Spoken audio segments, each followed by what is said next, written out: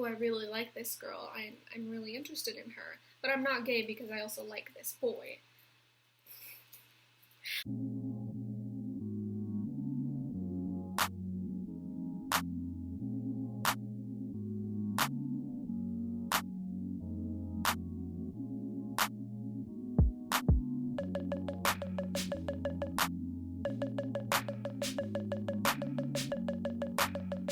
I honestly just remember suppressing those things and wishing that I was entirely straight and pretending that I was entirely straight.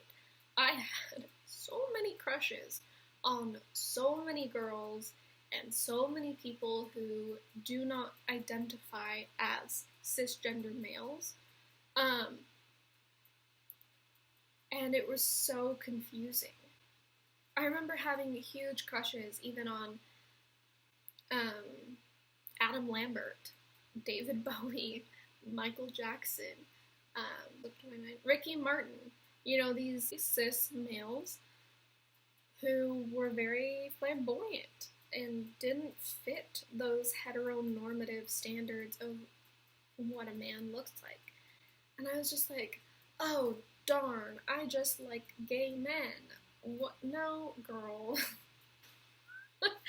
It's just you suppressing being gay and finding men who break the stereotypes of what a man is supposed to look like, and men who look a little bit more feminine because it kind of fulfills that need that you have. I mean, even my ex-husband is metrosexual.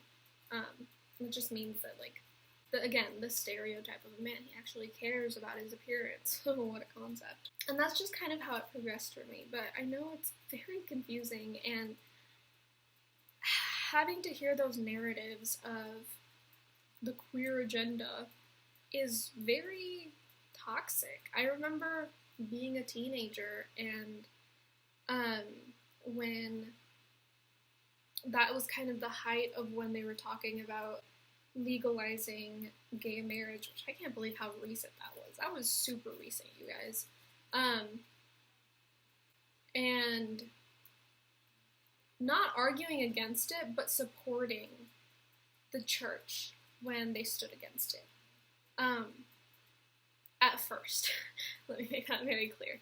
And, you know, just stuff like that, where I remember talking to one of my friends who had come out at that point and talking about, well, you can just hide what your sexuality is. Like, why does it have to be that big of a deal? Why can't you just, you know, be happy? I look back on that and I'm horrified. I'm so sorry, VP, you know that, like, that was just brainwashing talking. We're still friends. But, like, that's horrifying. It's just internalized homophobia. And even now, I have come out to my family, at least my immediate family. Hello, relatives. I'm gay. All of my friends, and I came out to my ex-husband, and every person I've dated since then knows that I'm not straight.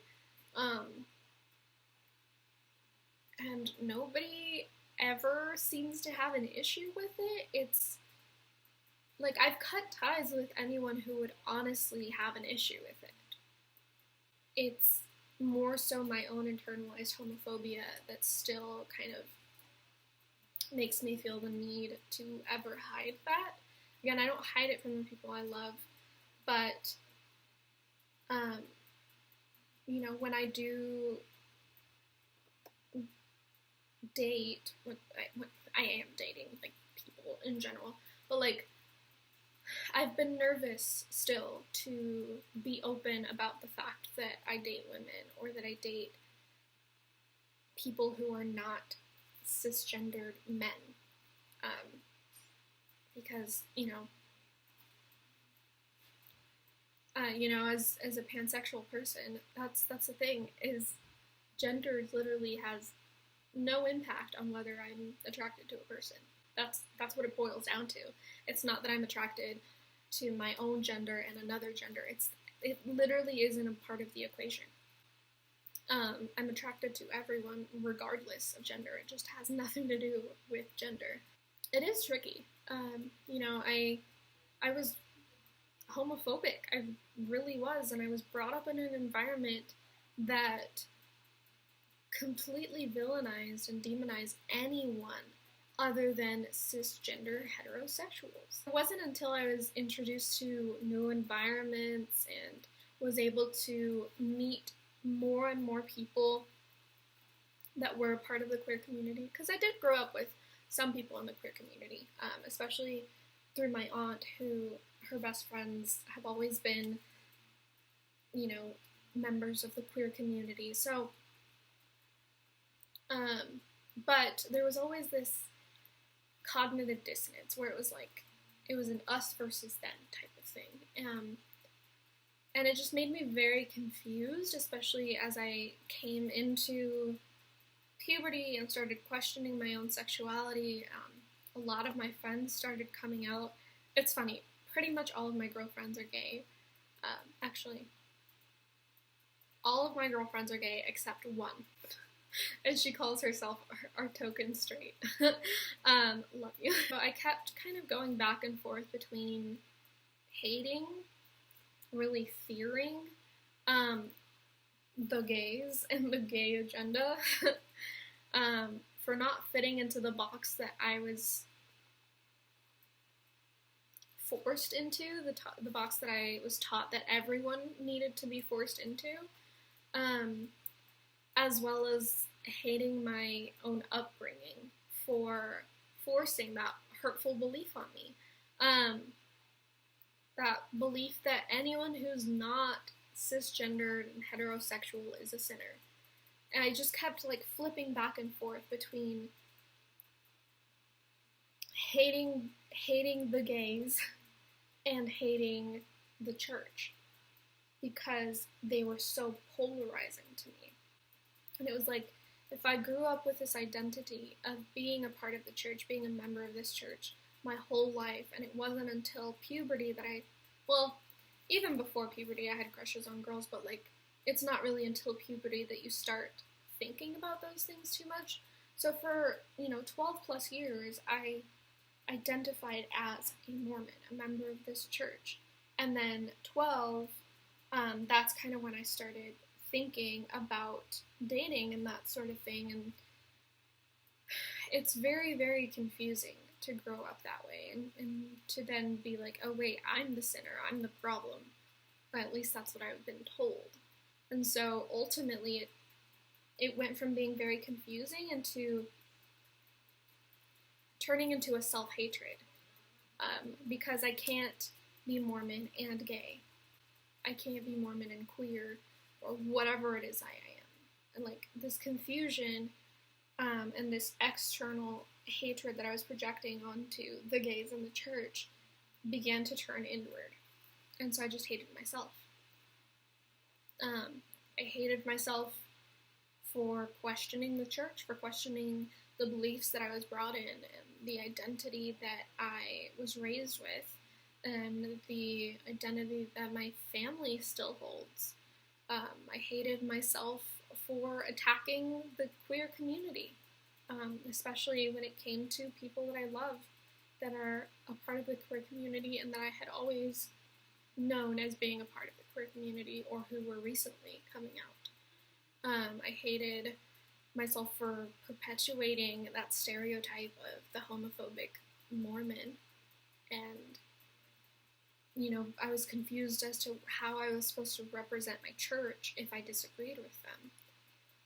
I hated myself for questioning my own sexuality. I just felt dirty, wrong, and I was a sinner. And I kept writing myself off as just confused, because that's what everyone did. I just said, oh, the gays are just confused. They just need to see the light of Christ, and then they'll come back and straighten out. I hated everyone, and I hated myself. And so what it boiled down to is these were just limiting beliefs. These were toxic beliefs that I was raised with. And it wasn't until I was able to step out of that and call them as they were and see how much they were impacting the way I view myself, the way I view the world, the way I view my family, the way I view the church, that I was able to start accepting myself, loving myself, and learning to love and accept my family and their chosen religion, and be able to start letting go of that resentment. And so, the longer you hold on to these limiting beliefs, the deeper it becomes ingrained into your subconscious. And so, like I said, even though I was born queer, it's in my biological makeup, I didn't realize it until later on in life. Whereas I was always raised within this homophobic rhetoric. And so it's taken a lot of shifting and rewriting and learning to be able to get to the point where I was able to even accept my own sexuality, let alone be able to come out and be loud and proud about the fact that I am a member of the queer community. And again, it's something that's still taking me time and effort to be able to fully accept, because I had decades of being told that that is wrong and sinful and dirty and that it needs to be hidden away, essentially. And so if you're going through the same thing, I would highly, highly encourage you to just take some time to sit and ask yourself, write them down in your journal. What are the things that you were told about gay people, especially growing up, by your parents, your teachers, your community, your leaders, if you were in a church growing up, what were you told about them? And then break it down and think, which ones of these are actually true? Gay people aren't just confused or broken or dirty or sinful. We're not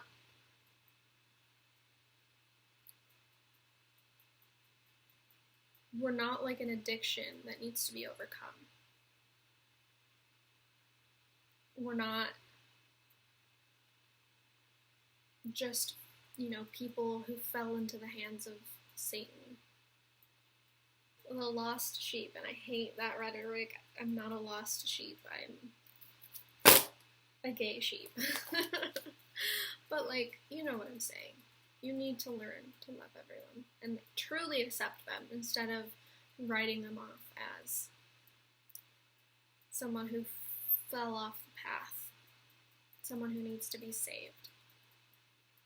Frankly, you're a bad Christian and a bad Mormon if you don't love us. I said what I said. Sorry, not sorry. I, again, will be talking more about these things.